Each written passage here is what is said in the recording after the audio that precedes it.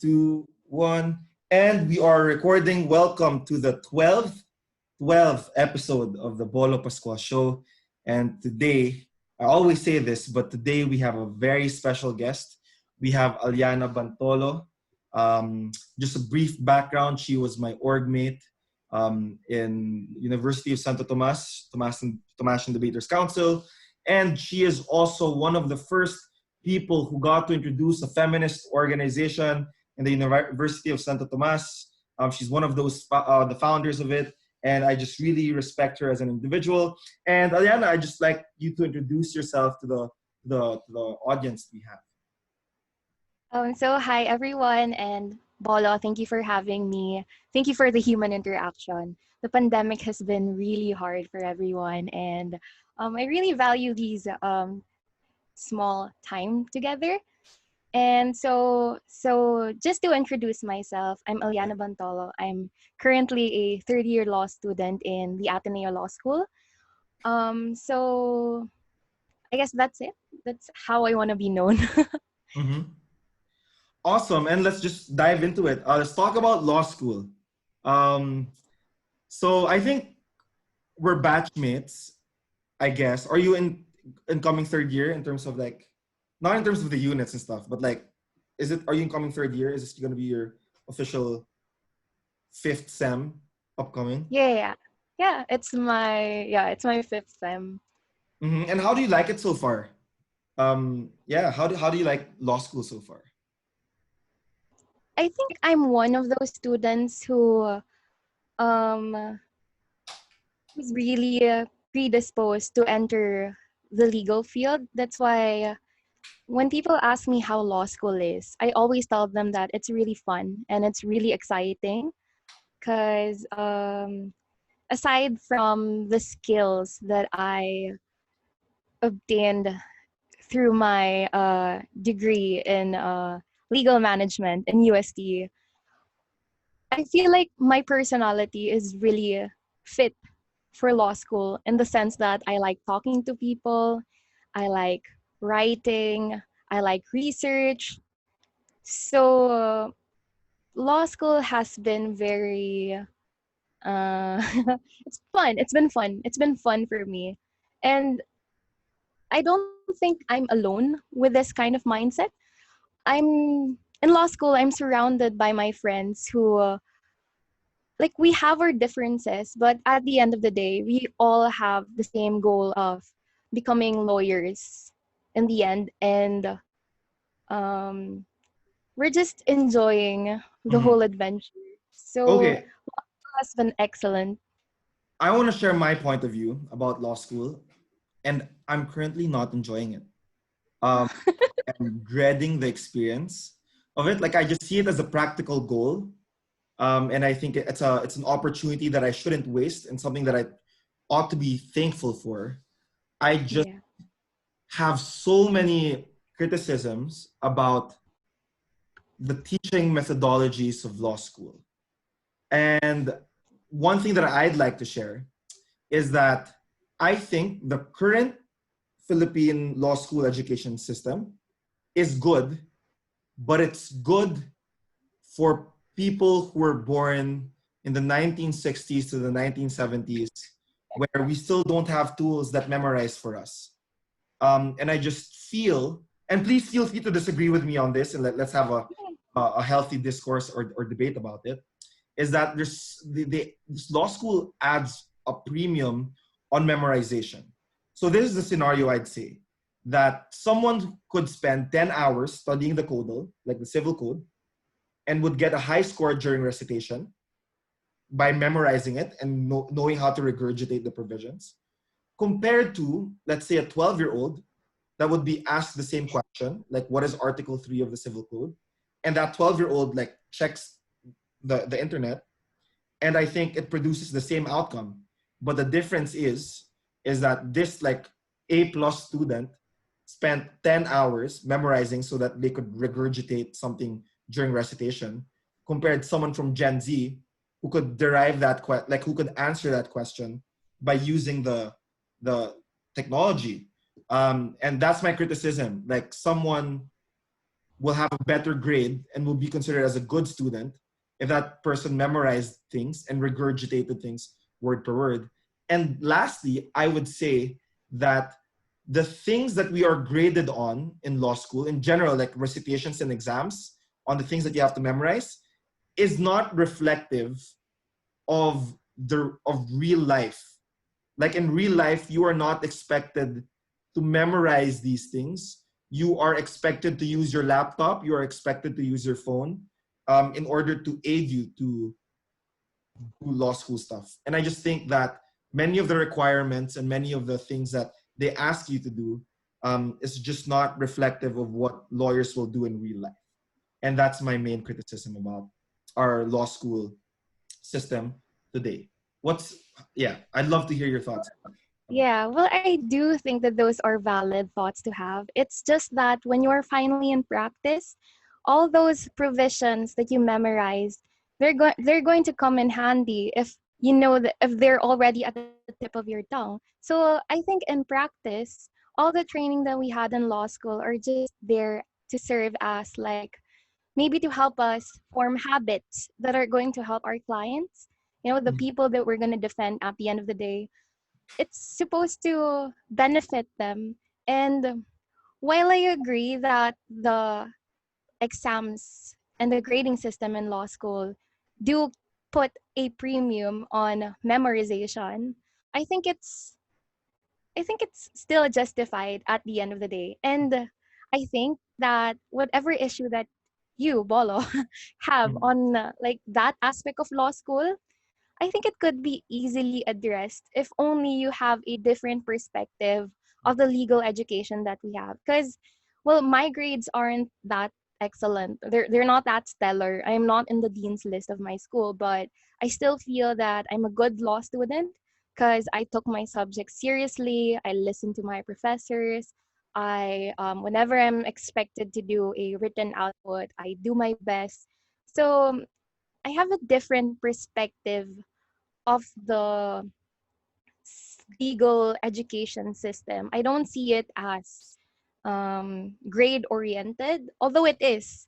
And like, although again, our legal education system has put a premium on your performance in the bar results. That's why Mhm. it's not uncommon for us to have law schools have or like issue kill orders in certain blocks. That's not uncommon. But Yeah. like at the end of the day, I think that when you enter law school as a law student, you need to condition yourself to, you have to pick your priorities. Are you going to be the law student who's so worried about your grades that you don't really, that you forget why you're in law school at the first place?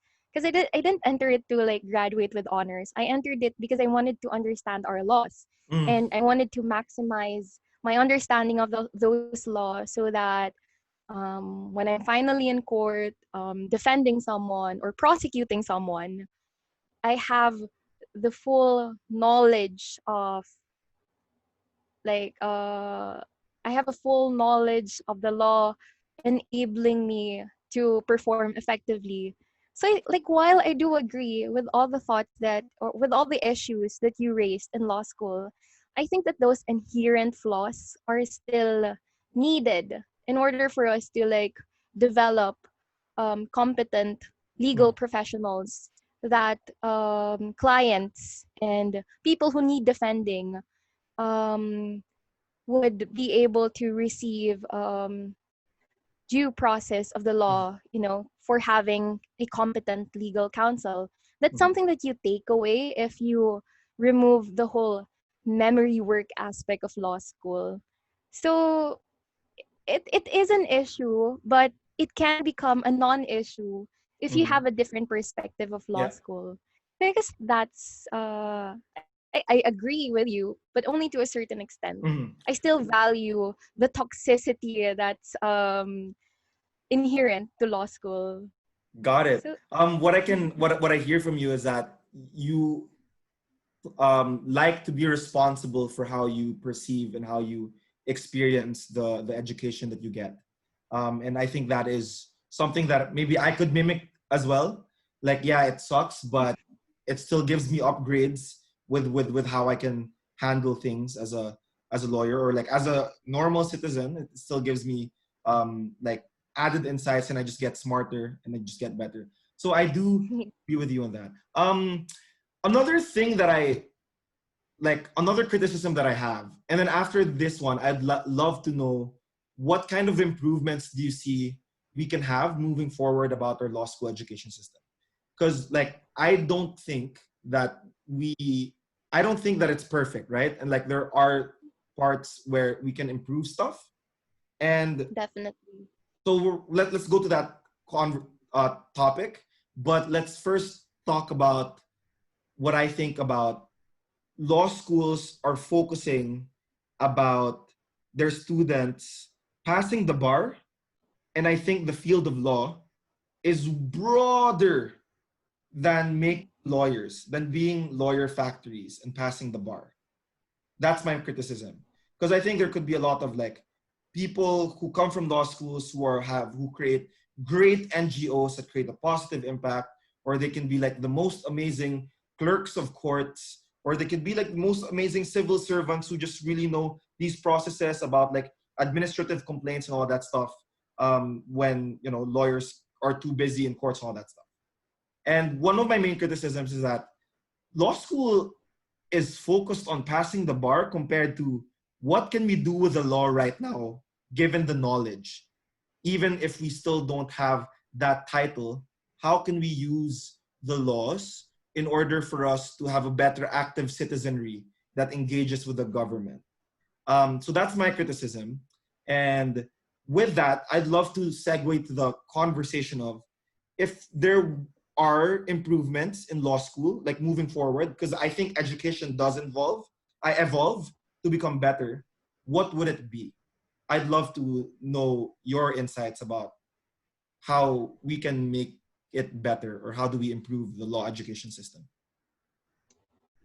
I guess at the tip of my tongue, like the most instinctive recommendation I think that other law schools should also adopt is how in Ateneo we have this thing called the electives system, wherein third year students and fourth year students are required to take 4 units of electives every semester that are not really that that do not concern subjects covered by the bar.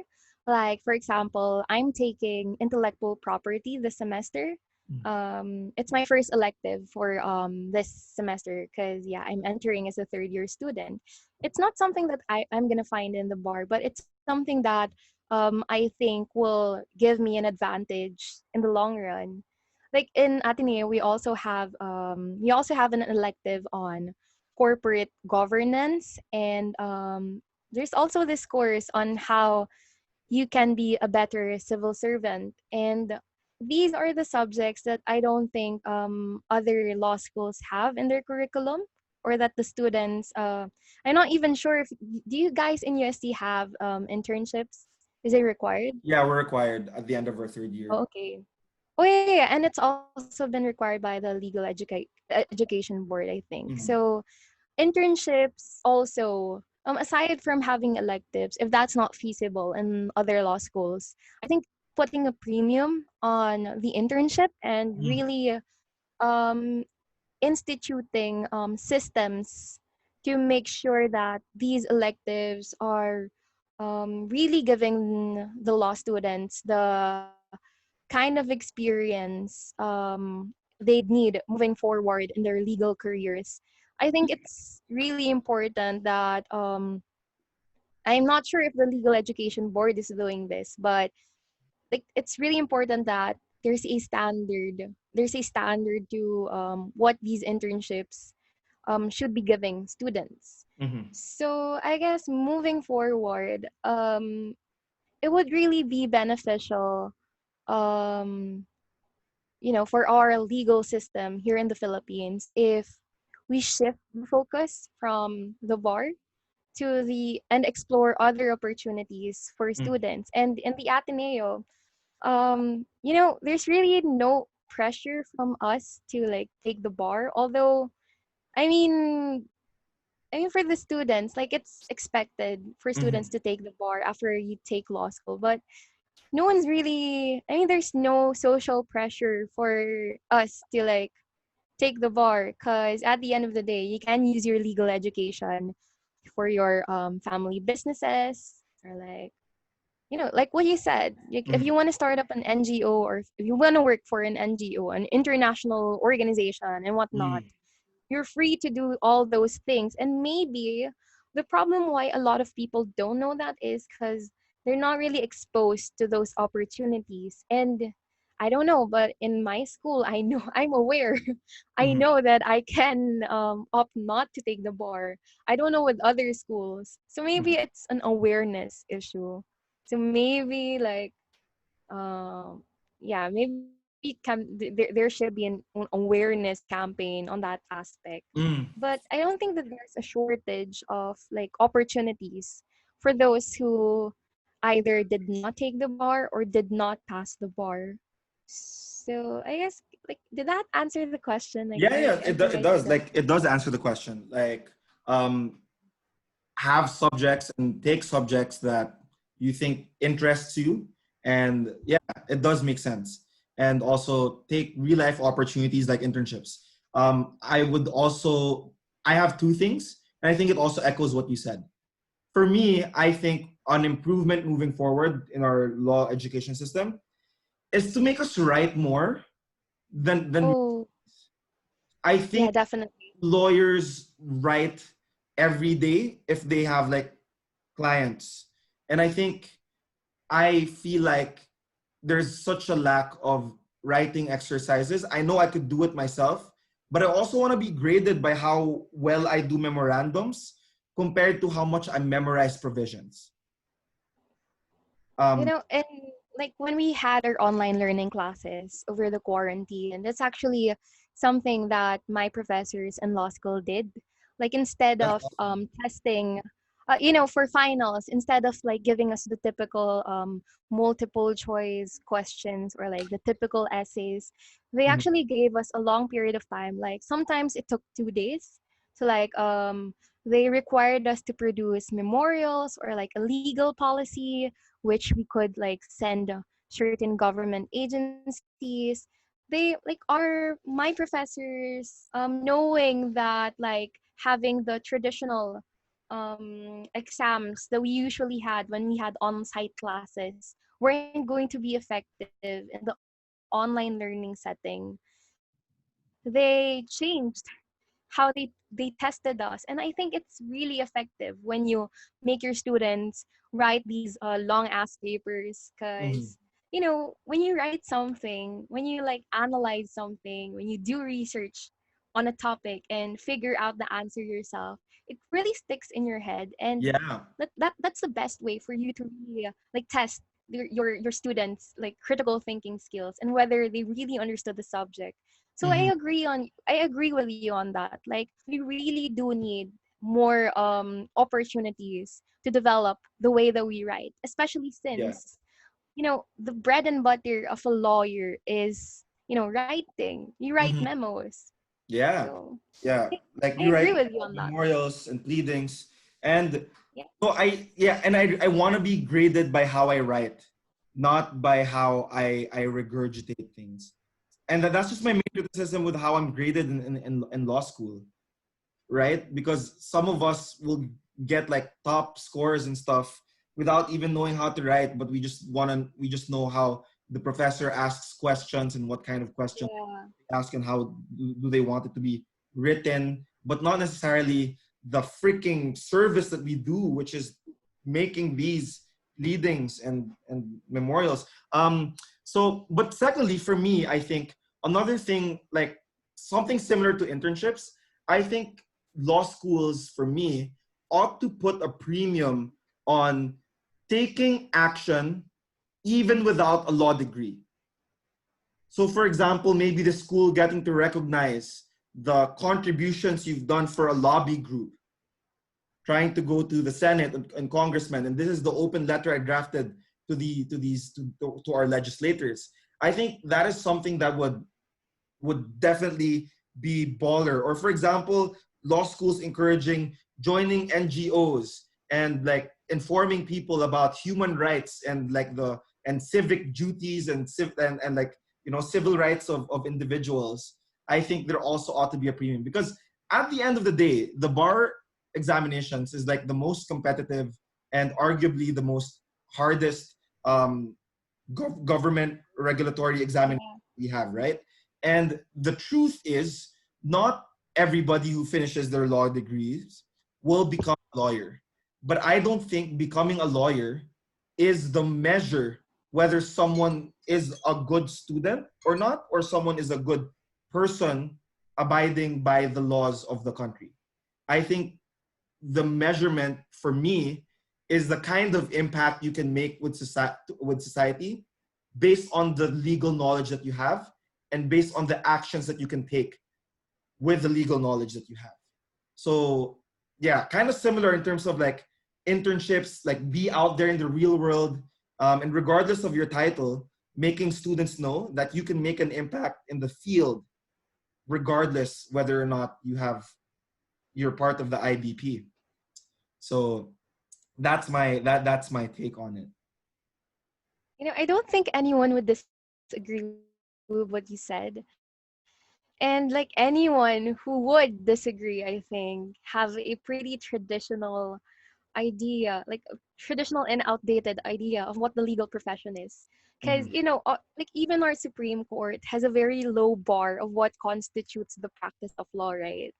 Like, you Wait, have can I very guess? Can I guess what case is this? so yeah, go ahead Oh and my god, I'm guess. gonna I think embarrass myself.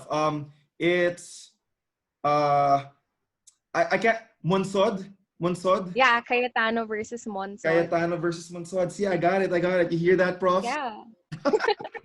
They basically, the Supreme Court basically gave a really low bar of what legal profession is. It's just like anything applying the law. The thing is, even if you're not a lawyer, you apply the law. When you file your taxes, you're applying tax regulations. You're applying the law.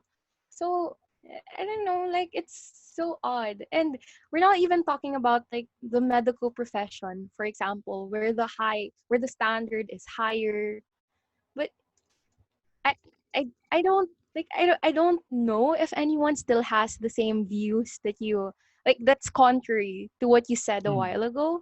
Because like even the Supreme Court has a very low bar, and if you're gonna restrict what the legal profession is to like lawyers who pass the bar, I don't know, like I can't imagine anyone like doing that. Like that's so Yeah, I guess I what's lacking though in can't wait status for it. quo is the way it's being implemented, or the rate by which people of influence in the legal profession are taking initiative, or maybe it's just me not being immersed yet, but that's how it occurs to me as someone who is a newbie and someone who is like half-heartedly going to law school because it's so hard and like it's so hard to be myself and all that stuff. But yeah, that would be my criticism from my newbie standpoint. I just wanna clarify that. So yeah, I think I just feel like there's so much hope for the future when you become a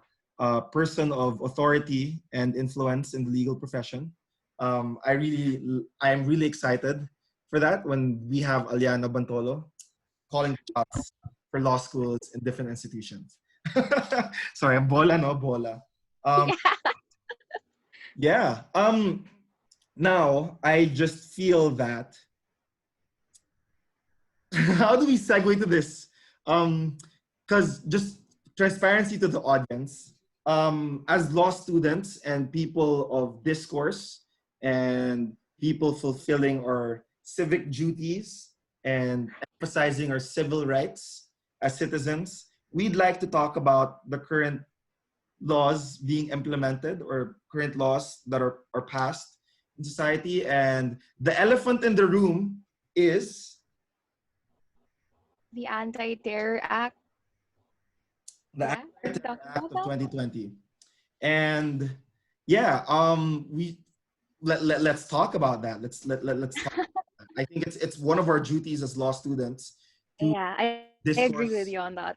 Yeah, I mean, our age range, within our online community, within our peers and friends and family. And yeah.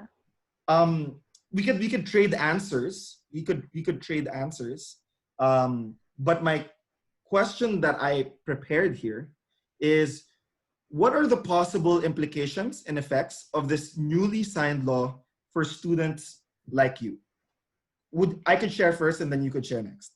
Yeah. Okay. So I think one of the implications is that when you get to express something online and post something online, and then because of that, it might cause a riot or it might cause a reaction from the citizenry. I feel, from my understanding, that the government has a right to tag you as a terrorist because of the connection of what you said online and citizens expressing their disgruntlement in public. That's my fear. Like, I'm not sure if that would be the effect. I'm not sure if that's what is explicitly stated. I mean, it's a long law, but that's what I think could be an implication of the Anti-Terror Act of 2020, because the standard is vague in terms of who is inciting terrorism. So that's my take on it. But for you, what are the possible implications and effects of this newly signed law for students like you and me? Okay. So the question is really like it's really pointed to the loss effects to students, right? But like in the grander scheme of things, students are not really the ones who are immediately um, affected by this law, but rather I think it's the farmers, the peasants, and the people who have you have like criticize all openly criticize the government. But since we're talking about students and we're the law students here, Mm. um like what you said, I agree. Like what you said basically sums up all the dangers of the Anti-Terror Act. But I'd like to direct everyone's attention specifically to the provision of the Anti-Terror Act on inciting to commit terrorism, because I think it's already established that like the law is something that everyone should be afraid of. But as law students, it's important that we're able to identify which exact provisions in the law we find problematic and which directly challenges all of our fundamental rights that are protected by the Constitution. So, like you also mentioned inciting to commit terrorism a while ago, but the problem with the Anti-Terror Act is that when it talks of inciting, it doesn't really like define what inciting is. But let me just like read Oh, it sure. out loud. Okay. Um, okay, inciting to commit terrorism, Section 9. Any person who, without taking any direct part in the commission of terrorism, shall incite others to the execution of any of the acts specified in Section 4 hereof by means of speeches, proclamations, writings, emblems, banners, or other representations tending to the same end, shall suffer the penalty of imprisonment of 12 years.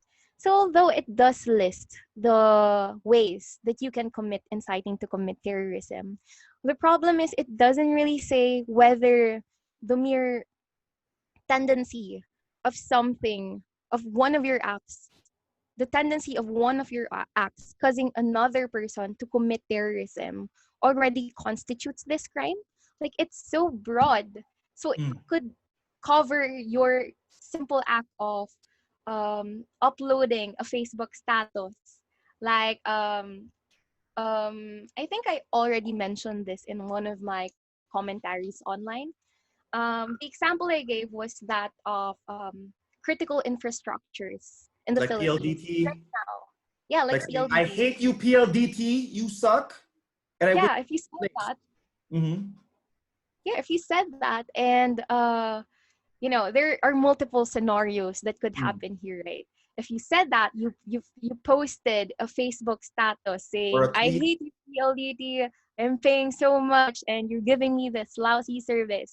Okay, so let's assume you posted a Facebook status of that, and then like maybe you have a Facebook friend who like has access to explosives and like suddenly decided to like bomb a PLDT post. So in one way or another, your Facebook status could constitute as inciting to commit terrorism because Mm. we're not sure how, but you apparently or allegedly incited someone to commit a terrorist act. I mean, Mm. that's a worst case. It's already an Yeah. obvious example, but like the mere act of posting something already constitute, like we don't know, does it constitute as inciting? We don't know, like the law doesn't tell Mm. us, and even the implementing rules and regulations doesn't tell us. So it's Mm. so broad that Mm. it hurts, not just it limits all of your actions. And the thing is, you know we should all be aware of this concept called constitutional supremacy, Mm. because it's basic. It's in our constitution that we have a protected right to free speech.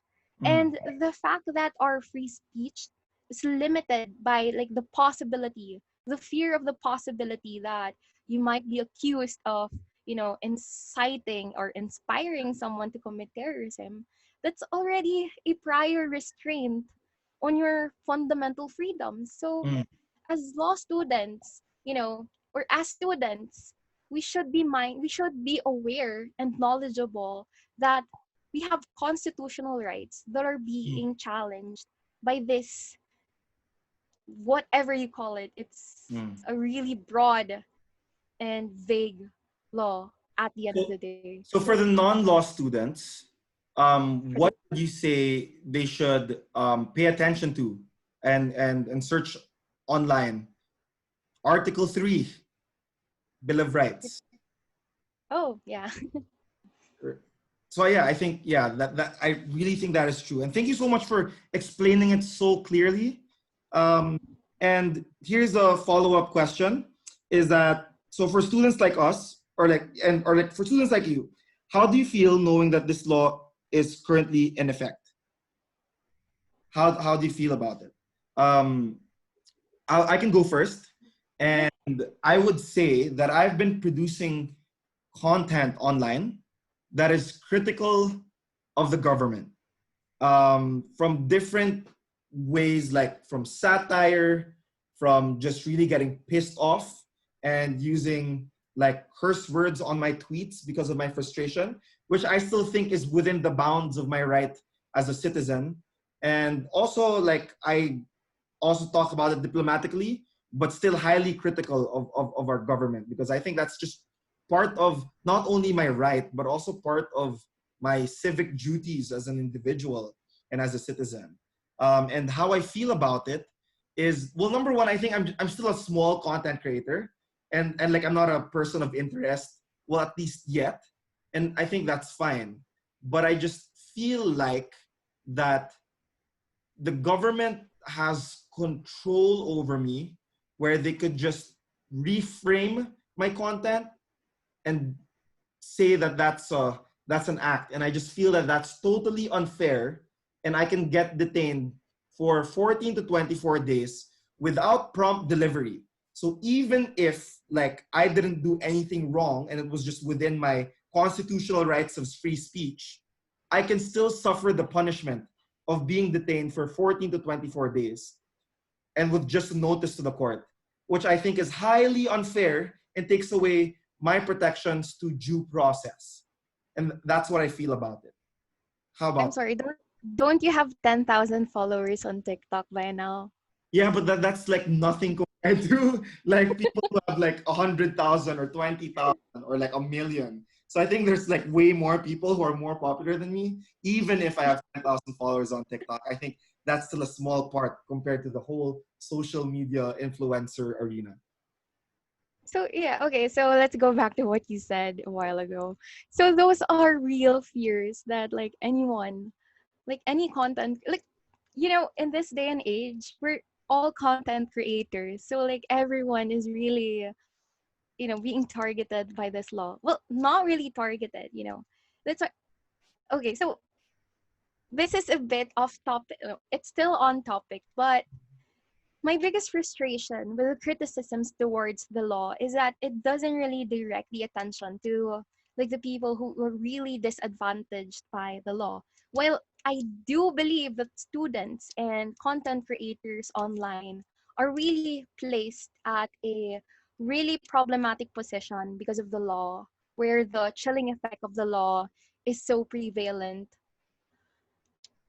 I still feel like um how do I frame this?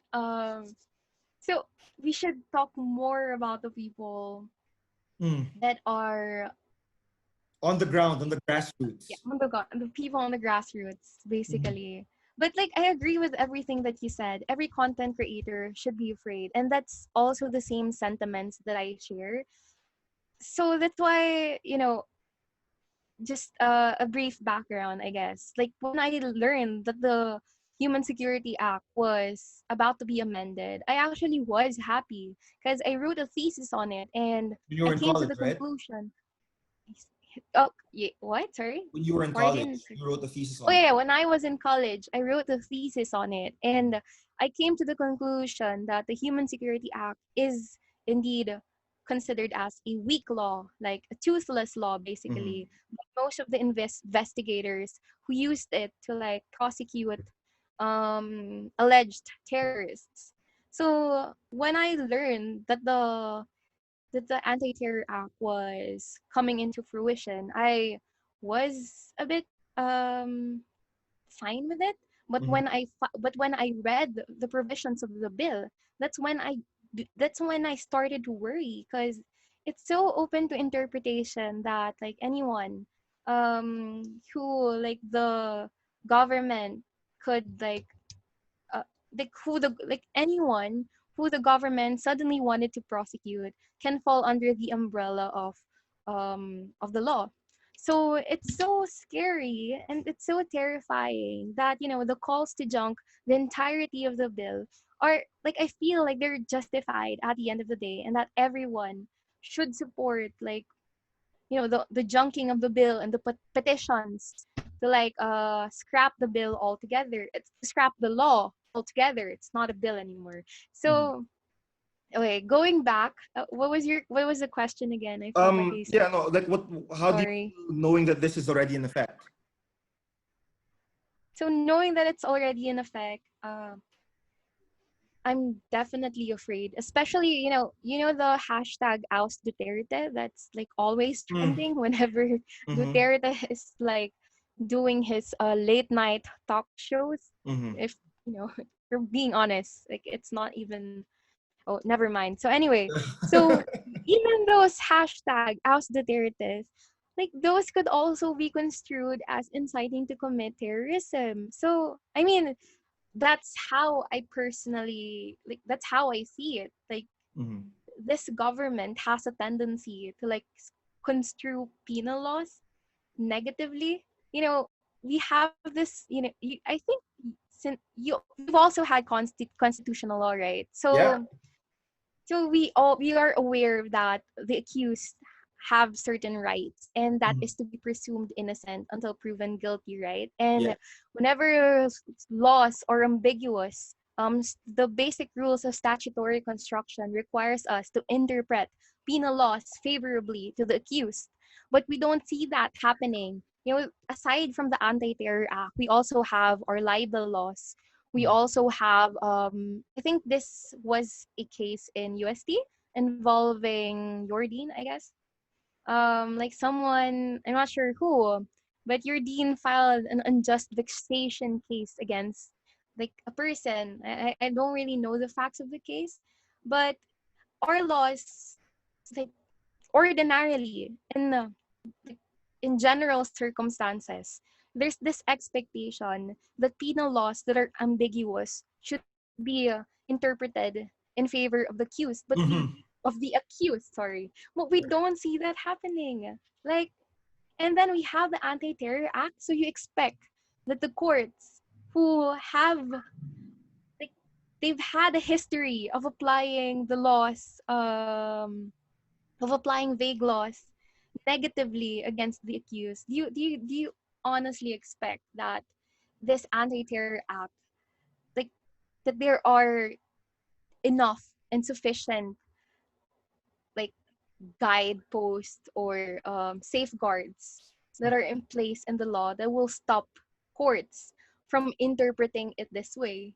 I don't see any provision here, and that's why all the petitions are so strong. And I really hope that the Supreme Court would finally decide on the merits of the issue and strike the law altogether, if not like strike certain provisions of it. Mhm. Actually, that's a good segue to my question, because my question is that given that there are sections of the anti-terror law that seems to be problematic and questionable, um, if these were removed or revised, would you be pro or against the law? Okay, so in answering that question, um, I think it has to be clear where I'm coming from first. Okay. Oh, okay, but okay, so okay, never mind. I'm just gonna answer the question, all right, Okay. directly. Okay, so I'd be fine with the law if revisions have been made. Because, Mm, like I said earlier, I wrote a thesis on the Human Security Act, and I came to the conclusion that, in the lens of an advocate of national security, of peace and national security, the lens of an advocate of peace advocate, yeah. Um, the Human Security Act was really not helpful because it didn't really strike a fear in terrorist cells that were hiding and that were gradually growing in the Philippines. We have um, we have the martial law, the recent martial law in Mindanao to prove that there are indeed terrorist cells in the Philippines that have mm, grown and festered because of the rise of ISIS and whatnot. So we do need, like, amendments to our existing anti-terror law. And it would be a bit not really ignorant, but we have to be open to the idea that our legal systems should take into account the crimes and atrocities committed by these terrorists, mhm. but and it doesn't through the Human Security Act. Right. That's why I would be fine if, like, specific provisions in the Anti-Terror Act would be amended. However, like, the opposite view would be that of, like, advocates of human rights, because a lot of people are saying that no government should be given the power that the Anti-Terror Act grants to law enforcement authorities. And those are legitimate and valid thoughts to have. And, especially now, since our government has this tendency to red tag all of its opponents and critics, mindful of all of those circumstances, it then becomes, justified to call for like the abolishing of the entire law, because of Mhm, the track record of our existing administration. mhm, Those are legitimate claims to have. And you have to weigh the well, you don't really have to weigh, you just pick a side. Are you a human rights advocate who believes that the government should not have this level of power over its constituents? Or are you a peace advocate, not just peace, but a national security advocate, and who believes that the government should have the legal machinery to mhm, prosecute terrorists? And I feel like I'm at the peace and national security sphere of things. mhm, That's why I'm perfectly fine with amending the problematic provisions of the Anti-Terror Act and keeping it as is. But Mm. yeah, so I guess that's where I'm coming Yeah. from. And while I do like if people oppose what I'm saying, I'm perfectly fine with it. It's just that this is where I'm coming from. Yeah. And I do believe in all of your insights on this. I do believe in the supremacy of the Constitution and whatnot. I'm not forsaking what I'm learning in law school, Mm-hmm. but I guess it's because of my predisposition. I come from a, and this is I guess brief background. I guess I come from a military family, and Mm-hmm. I know I empathize with soldiers, and Mm-hmm. I know that there are families that have been hurt and affected by these terrorist cells. I mean, aside from the soldiers, I know communities that have been hurt by the Maute group and all the other ISIS affiliated groups in the Philippines. Mm. So that's where I'm coming from, and I'm not dismissing all of the thoughts that humans would have at the end of the day. I think those are perfectly valid, and if they oppose the law, I'm not stopping them. That's why if you would notice, I'm also not very outspoken about my support over the law, because I Mm. do believe that the human rights advocates should win this issue. I'm fine. I'm fine if the entire law would be scrapped. I'm fine with that. Although I do have a reservation that the Human Security Act is not enough. But Mm. even though it's not enough, I think that it's still better. It's comparatively better Mm. than this very broad law that is so problematic. Like it has a chilling effect that like just affects everyone across the board. Mm. So that's where I'm coming from, and I'm perfectly fine if people think that if people think that I'm being insensitive or I'm being inconsiderate of like everyone who has been victimized by the armed forces. Like I am very open to all of those Mm. challenges at my character. Like Mm. I'm fine with those. I That's think why I'm gonna let everyone speak. yeah. Yeah. I think your perspective is fair and balanced. And I really do agree. Um, and from my perspective, I think there's a win-win situation by which like Human Security Act of 2007 isn't a win-win situation, but also the Anti-Terror Act 2020 isn't a win-win situation. What do I mean by this? Because like for example, the Human Security Act of 2007 is toothless, but ATA 2020 is too broad. And I think um, what would be a win-win situation is our revisions on a anti-terrorist law where there's teeth, but secondly it's specific. So if they can add provisions where it has teeth to address like real terrorists who are affecting rural communities all around our country, but secondly, if we can be a bit more specific and efficient, I think that would be a win-win in terms of like who are what people care about, which is like national security and also human rights. And for me, for example, one thing I would have, which is something that you've said in your commentary, is I think prompt delivery to the judge is something that is important and could be a revision towards what is already is taking effect, right? Because Yeah. human rights standpoint, if there's a prompt delivery to the judge, we know that innocent people wouldn't have to be unnecessarily detained for 15, 24 days, which means that there's less like possibilities of torture or misconduct of the military and or like law enforcement agencies.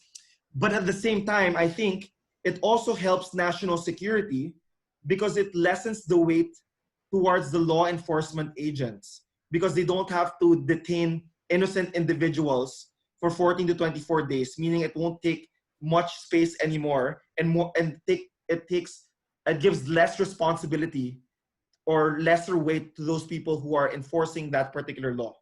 So I think the prompt delivery that we have on the Human Security Act is like something that could be implemented with the Anti Terrorism Act because prompt delivery also helps human rights, but also helps efficiencies. It also helps the efficiency for those people who are in the law enforcement agencies. That's my take on it, and I think that's something that we ought to have and should carry over to the Anti Terrorism Act is the prompt delivery to the courts. That's Yeah, that. Mm. since it's already been passed the law, it's really impossible for like those provisions in the Human Security Act to now carry over to the Anti-Terror Act. That's Mm-hmm. why all the reservations that I had when it was still a bill are no longer viable solutions. And like the best thing we can really call for is to abolish the entirety of the law. Because, Mm-hmm. we're not going to have those safeguards anymore if Mm-hmm. the Supreme Court does choose to like invalidate that provision in the law. Mm-hmm. So yeah, that's why I'm again quiet, I guess. I'm not very outspoken about like these provisions in the Anti-Terror Act, because the best thing that we can do right now is just hope that the Supreme Court like acts on the petitions. I think there's already 24, right? Like, Mm-hmm. Mm-hmm. one of my professors just submitted a petition like Good earlier job. I'm today. so happy with the Ateneo law. I don't know what you call that group, but you provided a petition, and I appreciate that from your school. Yeah, I have Mm. friends in the Ateneo Human Rights Center who help write and draft the petition. I also have friends from there's this law firm that started the first petition. They were also instrumental in drafting the first petition there. Lots of my friends are really involved in the petitions Mm. against the Anti-Terror Act, and I'm Mm. really proud of them. There are two So I things I guess want to ask before I ask the last question, because we're already talking about it. The first one is, how do we ask? Sorry, I'm trying to use layman's terms for the audience. How do we ask the Supreme Court to decide whether or not the law is unconstitutional? Because what I remember from my constitutional law, there has to be like a case first, and like you need to have locus standi, right? And there has to be, you have to be impacted by that particular law. From my newbie mababa grades understanding, that's how the court can decide, right? But now that there are petitions for it, do we need to wait for a for for for for a scenario at hand before the court can decide on it? Can you help me gain a better insight about this? I'm sorry if it sounds like Reset, or I'm asking you to tutor me, but yeah, how does that work again? I mean, sorry to well, put you on the spot, Young. yeah. Anyway, I think that the petitions involve issues that are of transcendental importance. There you So go. all of the Okay. procedural requirements that you gave a while ago are, while they are considerations that ought to be made, like the exceptional circumstances calls for a decision from the Supreme Court based on the transcendental importance of the issues before it. Mm, So that's why I was happy when I saw that the petitions came from people across all sectors.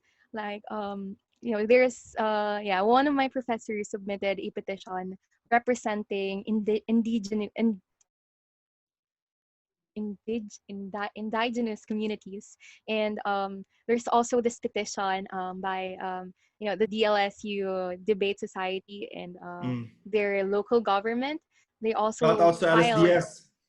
yeah, they also filed a petition on behalf of students.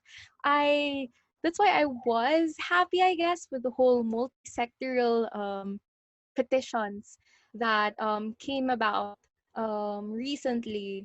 So I think that wait, I'm sorry, I'm a bit lost. What's No, the it's okay. It's okay. No, I question? mean, I think that's the answer I What's the was looking for. question? That the court can decide Wait, whether something is unconstitutional, which what you provided was it has to be of transcendental importance. And I think since this is talking about our civil rights and constitutional rights, it is of transcendental importance because it doesn't only affect one particular sector, but it affects like all of the sectors of the Philippines, like indigenous tribes, workers, farmers, students, employees, employers, and those things. Yeah, So, but aside from all those procedural issues, like penal laws that are that reek of prior restraint are actually presumed to be unconstitutional, and it becomes like the burden on the part of the like of the government to prove why these systems of prior restraint are still valid at the end of the day. So aside from the allowance or the lenience that the Supreme Court can afford to the procedural issue on transcendental importance, on the substantive merits of the issue, there's also the burden that's been shifted to the government to prove that the government measures are still considered constitutional. So I am positive. I feel I'm not a lawyer yet, but like as a law student, I still do feel positive that the Supreme Court will act on these petitions. And I remain hopeful that, yeah, like I do hope that the law will be acted on by the Supreme mm, Court. awesome. And what do you call this? Another thing that like I just wanted to echo because it sounded like it was important for you. Um, who should we be afraid for? So like we've already established that like yeah, this law is problematic, and the question is who should we be afraid for mostly? And here's my take, and I think I've echoed this somewhere on social media, is that me personally, like if shit hits the fan, um, I could just shut up, take an online job, and like or go abroad, take a job somewhere and apply, and I could live my life, get my Starbucks like every weekend, buy my clothes, buy my books, and go and travel and all that stuff because I have the privilege of like knowing people from different corporations offer me a job or like focus on my startups and all that stuff, and I can just like not care about society. So like I'm not scared about it. Like when if I receive threats in the government or whatever, right?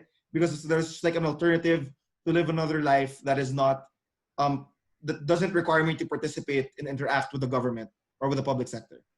And given that not everybody has that privilege, and there are people that needs to interact consistently with the government, such as laborers, such as our farmers, such as our indigenous people who would take a long ass commute to Quezon City Circle to voice out towards like offices of the government.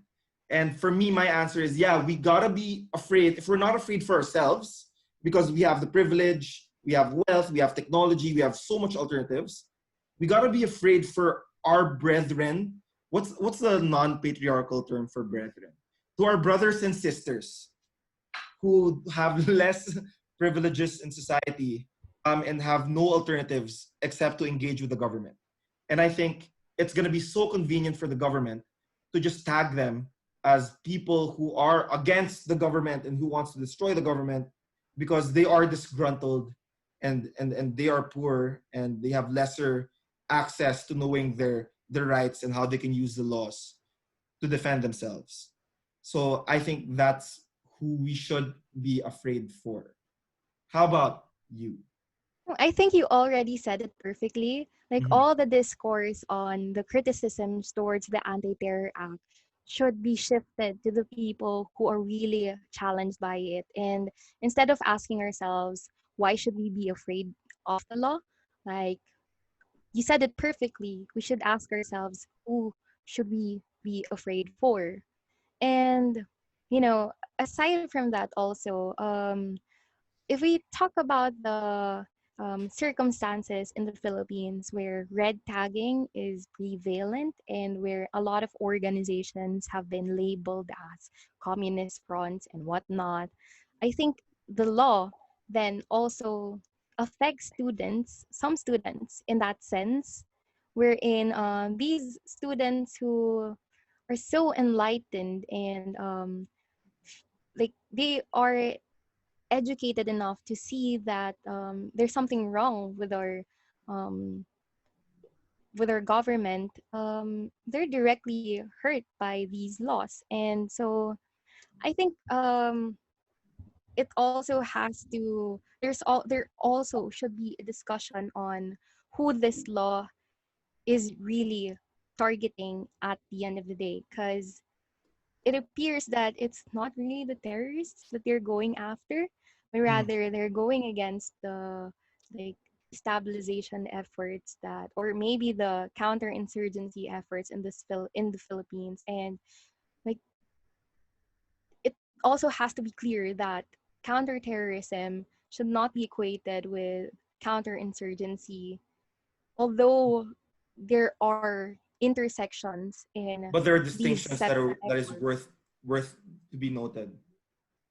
Yeah, and unfortunately, in this administration, it's not really clear, or it's actually very obvious that they don't care about these distinctions. So, yeah, so I guess that's a perfect way to wrap the discussion. Hmm. Awesome.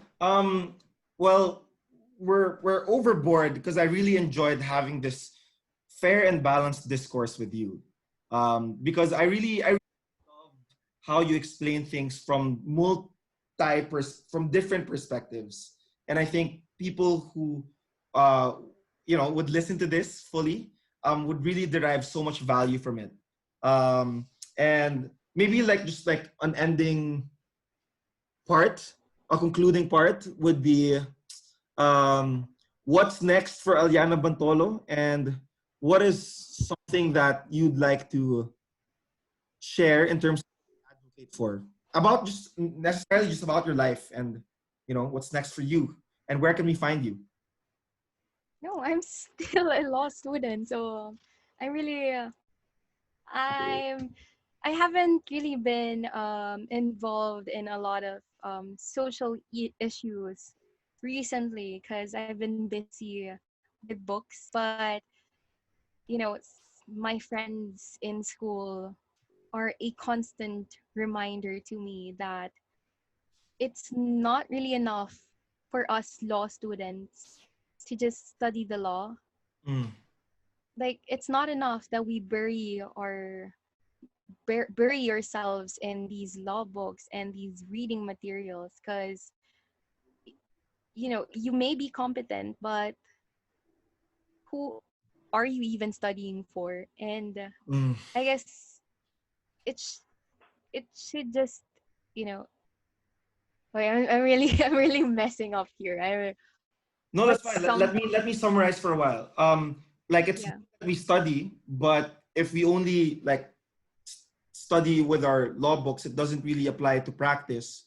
And I think that like as students, there's so much power that we have that even if we still don't have the title, there are things that we can take action for into the benefit of our country.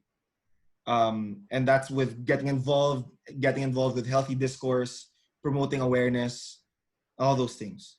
Did I capture your thought? Well, yeah, and yeah, basically those are the smallest things that you can do as a law student. It's to start these discourse and point people to the right discussions, to the right issues, to the so productive that questions. yeah, to the productive questions. That's the smallest thing that a busy law student can do. And Mm. if you fail to do that, then what are you even studying for? Because, you know, at the end of the day, none of this is gonna matter if like your government or like your country is all in flames. Yeah. So where can you find me? You're gonna Yeah. find me in the library, hopefully. I I'm just really busy with my books. So I guess that's all. So, All right. Bolo, thank you for having me. I really Yeah, enjoy thank you this. so much for being here. And just my last message is that if you're a law student, make the conversation of our laws accessible to the people who don't have access to our legal education.